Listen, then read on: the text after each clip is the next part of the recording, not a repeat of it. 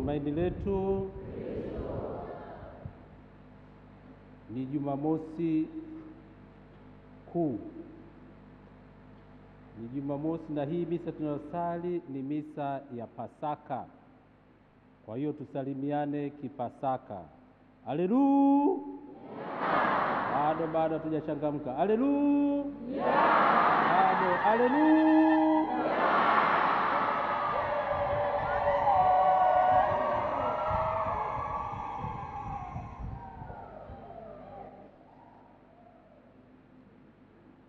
Tupo katika misa yetu ya Jumamosi Kuu,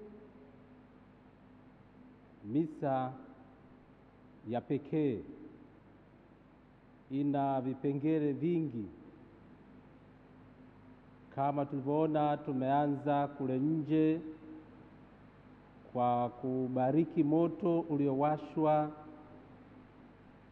halafu tukawasha mshumaa wa Pasaka ambao kwa hapa mbele yetu, na baada ya kuimbia kidogo na kuupamba, tukaingiza katika kanisa lililokuwa na giza, mshumaa huu ukimwakilisha Kristo, mwanga wa kweli, mwanga wa milele, anayefukuza giza katika mioyo yetu na katika dunia yetu yenye dhambi.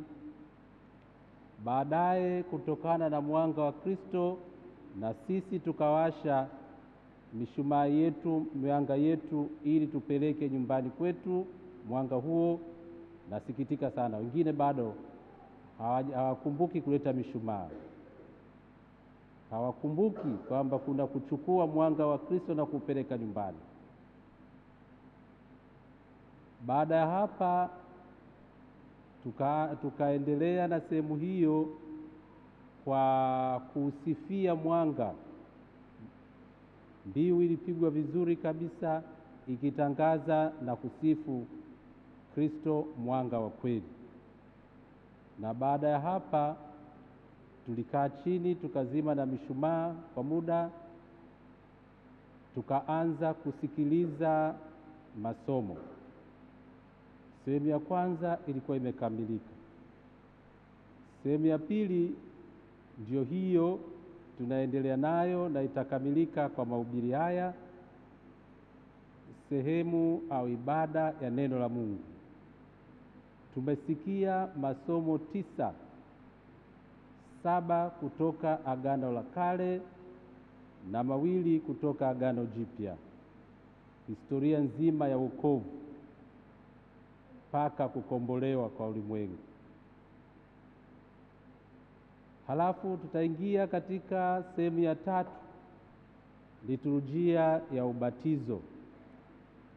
Kanisa hili ambalo, taifa hili la Mungu ambalo limekombolewa, bado linaongezeka, linapanuka, na linapanuka kwa kuwapokea wengi zaidi katika wanaobatizwa na ingia katika kanisa hilo kwa njia ya ubatizo. Hiyo itakuwa sehemu ya ubatizo, na sehemu ya mwisho itakuwa Ekaristi Takatifu, sehemu ya komunyo. Tutaanza kwa mchango na mpaka mwisho kama misa nyingine zote za kawaida. Kristo, haleluya! Sasa, kwa nini misa hii ya leo ni ya pekee sana? Tukitaka kuelewa upekee wa misa hii, tujikumbushe kidogo tangu tulivyoanza tarehe 5 mwezi wa 3, ile Jumatano ya Majivu. Pale tulianza kipindi kipya, kipindi maalum, kipindi ambacho tulihimizwa kwanza kwa kupaka majivu. Tulikumbushwa kwamba wewe ni uvumbi na uvumbini utarudi. Au tuliambiwa tubu na kuamini Injili kusudi uokoke. Tukahimizwa kwamba tupo katika kipindi kipya ambacho nidhamu yake ni mambo matatu: kusali sana, kufanya matendo mengi ya huruma na kufunga. Ninaamini kabisa kwamba tumetekeleza mambo haya. Halafu tulihimizwa sana kutubu na kubadilika, kuacha dhambi. Tulipoambiwa tufunge, tulihimizwa tunatakiwa tufunge chakula, tufunge kinywaji, iwe maji au vinywaji vingine. Tukahimizwa tufunge mambo yote ambayo yanatutenga na Mungu: ukorofi, umbea, wizi, uzinzi, yote tabia zote mbaya ambazo zinatutoa katika mstari na Mungu. Tuyafunge kabisa haya, na badala yake tukahimizwa kusali sana, kwa sababu sala ndizo zinazotuunganisha na Mungu. Tunaposali tunaongea na Mungu, tunapata baraka yake. Na wale wanaosali vizuri hawaoni shida kumsaidia mtu kufanya matendo mema. Haya yote yanaenda pamoja vizuri sana.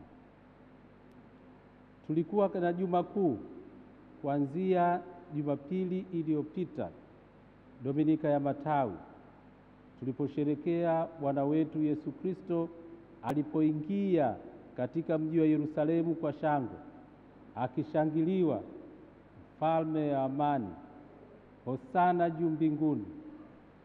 Wakatandika na nguo, wakapungia kwa matawi ya miti waliokuwa wameyakata, wakimtambua Kristo kwamba ndiye Masia, ndiye Mwokozi. Ajabu, tulipofika Ijumaa Kuu, kama sio wote, wengi kati ya wale walioimba hosana wakageuka wakaimba msulubiwe, asulubiwe, asulubiwe, mwondoe, msulubishe. Hiyo ni jana. Hivyo katika liturujia Juma Kuu, Jumapili ya Matawi, Kristo ni Masia anayekuja kuokoa watu. Hosana mwana Daudi, ndiye mbarikiwa ajaye kwa jina la Bwana, hosana juu mbinguni. Tunapofika Ijumaa, hali inabadilika. Kristo anaonekana ni muongo. Kristo anaonekana ni tapeli. Kristo anaonekana hana nguvu. Anakamatwa, anateswa kadiri walivyotaka, mateso yote waliyotaka kumtesa. Mwisho wanamsulubisha msalabani, anakufa kama mwizi, na amekufa kati ya wezi wawili, kumbe na yeye kama mwizi tu. Ijumaa inatuambia kwamba Kristo ameshindwa. Kristo si kitu. Kristo sio Mungu.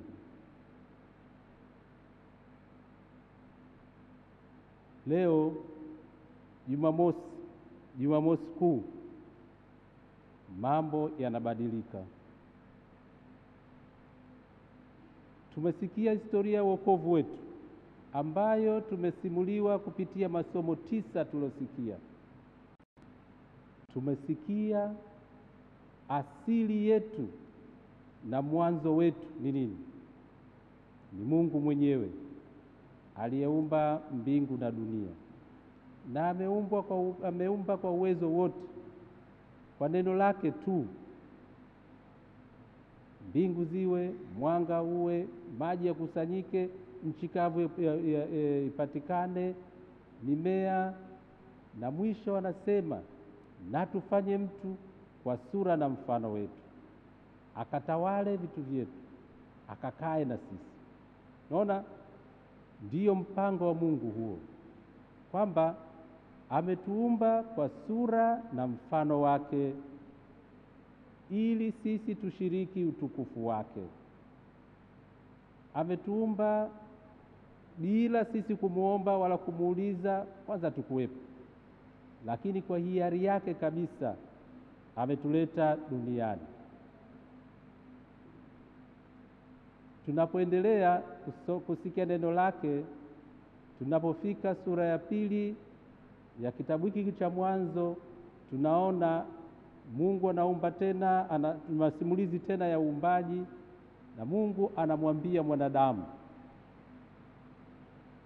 anaanza kumpa sheria na taratibu. Matunda ya miti yote yaweza kula, lakini matunda ya mti huo ulio katikati ya bustani usile wala usiaguse, usije ukafa. Mwanadamu anapokea neno hili, lakini kwa hila ya shetani anaacha kusikia na kutii aliyosema Mungu, anamsikia shetani. Anaacha kutii maneno na maagizo ya muumbaji, anafuata maneno ya kiumbe mwenzake. Shetani ameharibu kwa muda mpango ule wa Mungu ambao alikuwa nao mzuri sana. Baada ya kutuumba wewe na mimi, au kutuumba mwanadamu, alitaka akae naye milele, amshirikishe Mungu wake. Shetani huyo ambaye ni malaika ambao wenyewe ni walikuwa waasi, wakamwasi Mungu. Walimwasi namna gani? Shetani alitaka sifa na utukufu asipewe Mungu, bali apewe yeye wenyewe. Sifa na utukufu asipewe Mungu, apewe yeye, aabudiwe yeye. Na hapa ndipo alipoondolewa na akafunguliwa moto wa milele, ambako ndio makao yake. Lakini kwa ukorofi wake anataka sasa kuharibu uhusiano mzuri kati ya Mungu na mwanadamu aliyemuumba kwa sura na mfano wake, ili amshirikishe umungu wake. Hivyo mpango wa Mungu ulivurugika, mwanadamu akafanya dhambi. Tumesikia masomo mengi. Mungu hakumkatia tamaa mwanadamu huyo aliyekataa mpango wake, ingawa aliwaadhibu Adamu na Eva, lakini hapo aliwaonyesha au aliwaahidia mkombozi. Nitaweka uadui kati yako na huyo mwanamke, aliambia shetani, kati ya uzao wako na uzao mwanamke, huo utakuponda kichwa, wewe utaponda kisigino. Aliahidi yule ambaye atamponda kichwa shetani, atamshinda shetani. Hapa katikati Mungu alikuwa anataka nini? Alikuwa anataka mwanadamu huyu aendelee kumtii, aendelee kumwamini, aendelee kusikia neno lake na kulifuata.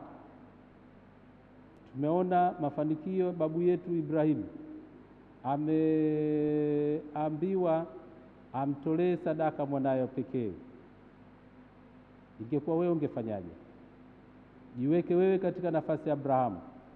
Ahadi ya kumpata mtoto, toka ahadi mpaka kutekelezwa ahadi ilipita miaka 25. Sasa mtoto amepatikana, kijana mkubwa, anajua kuongea na anajua kufikiri, anaambiwa amtolee sadaka. Na si tu kumtolea sadaka, amchinje. Kwa wewe ungefanya nini? Ibrahimu kwa neema ya Mungu, akiamini kwamba Mungu huyu ndiye mtoaji na lolote analotaka tulifanye, yeye anafanikiwa kufanya. Na anapofanya hivyo anapata baraka nyingi sana.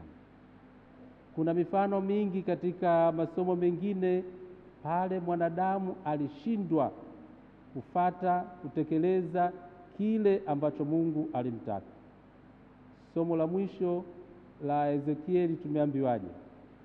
Ezekieli anasema kwa niaba ya Mungu, anamuuliza mwanadamu, Israeli, kwa nini upo katika nchi ya ugeni? Kwa nini unafia katika nchi ambayo sio yako, ambayo Bwana Mungu alikuwa amekupatia? Na jibu lake nini? Kwa sababu alikuwa amekaidi, amemwacha, hakutekeleza kile ambacho Mungu alikuwa ametaka. Ndiyo maana alikuwa amepelekwa utumwani kule. Sasa anaambiwa nini? Mimi mwenyewe nitawakusanya tena watu wangu na kuwarudisha. Anakuwa sasa yeye ni mchungaji mwema anayejali kondoo wake, anawarudisha kule kwenye zizi lake. Ndugu zangu, kifupi masomo yetu 9 yalikuwa 7 ya Agano la Kale yalikuwa naongelea haya, na masomo 2 ya Agano Jipya, moja ni kufufuka pamoja na Kristo, yote kuhusu ufufuko wa Bwana wetu Yesu Kristo. Maana yake nini? Leo tunaadhimisha siku ambayo Kristo ameshinda dhambi na mauti. Ingawa jana juzi Ijumaa Kuu tulisema Kristo amekufa, Kristo si kitu, lakini masomo ya leo yanaonyesha kwamba Kristo baada ya kufa amefufuka. Baada ya kufa amefufuka. Hakushindwa na mauti wala na dhambi.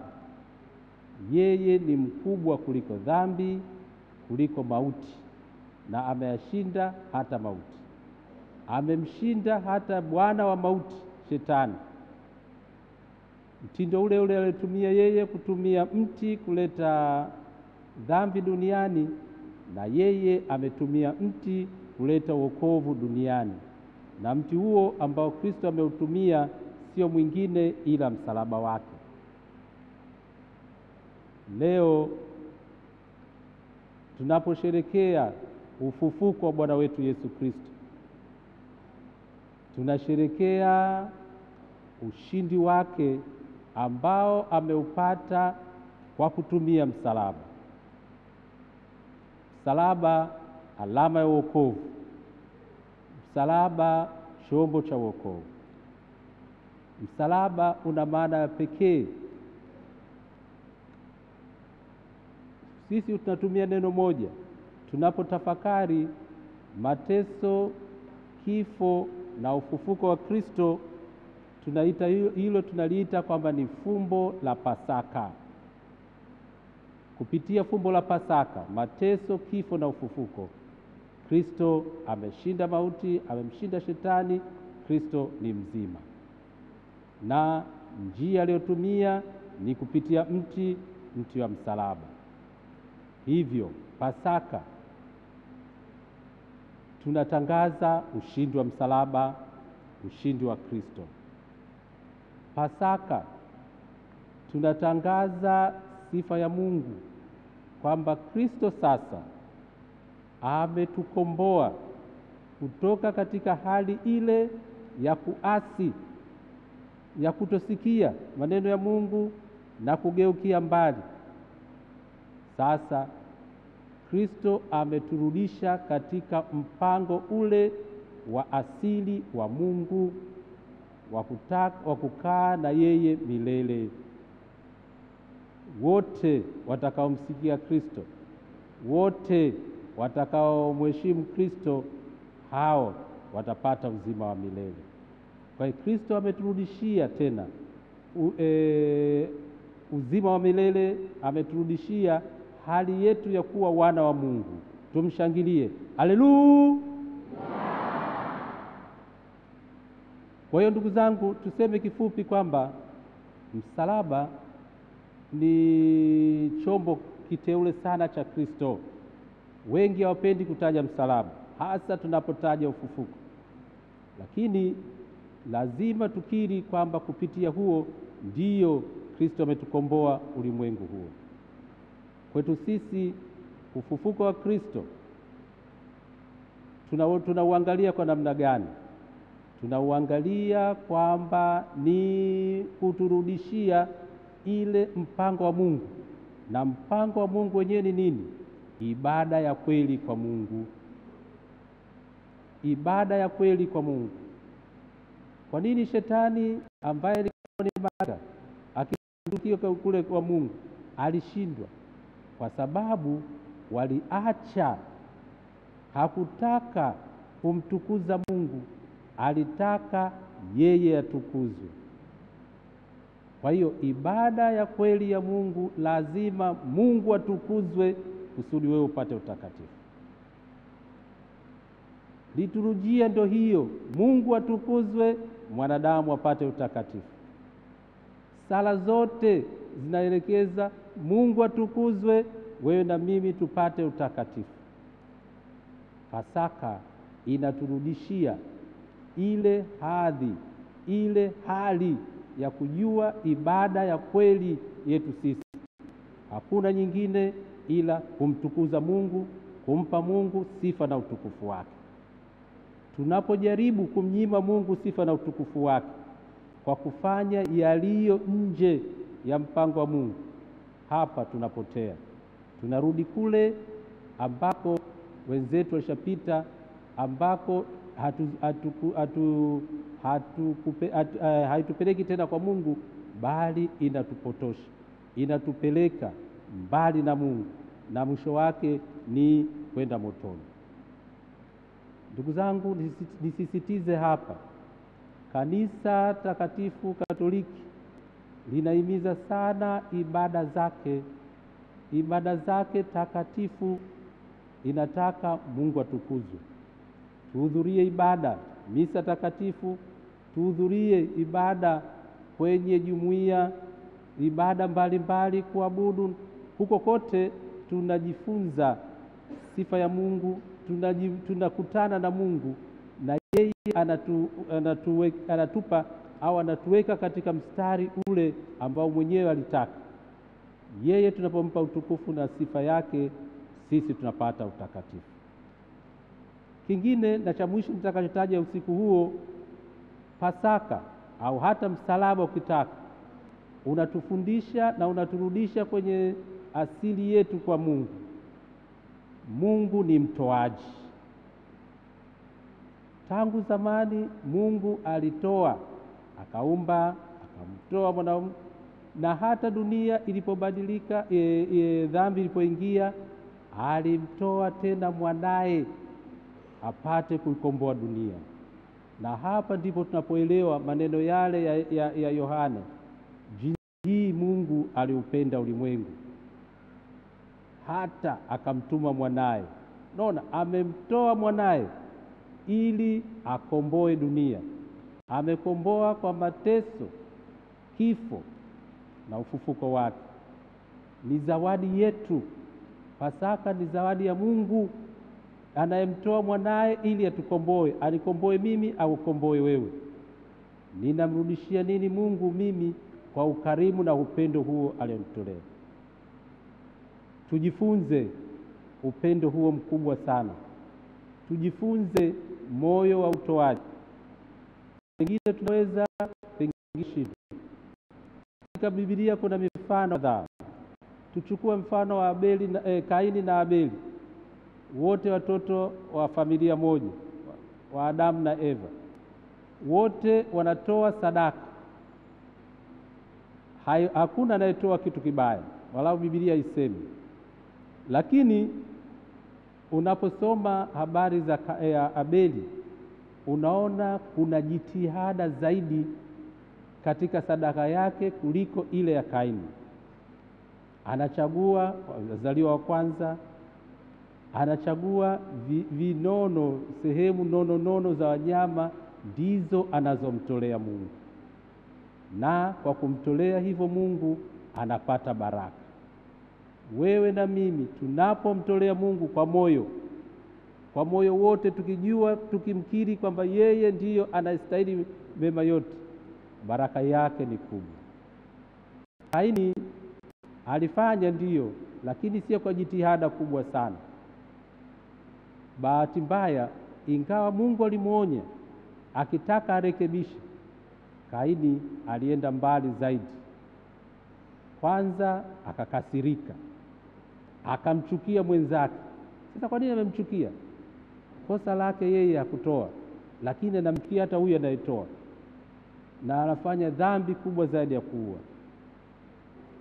Mara ngapi wewe na mimi tumeshindwa kumtolea Mungu vitu vizuri, halafu tunawaonea wivu wale wenye moyo wa ukarimu, wanaofanikiwa kwa sababu wanamweka Mungu mbele, wanamtolea Mungu sifa na utukufu.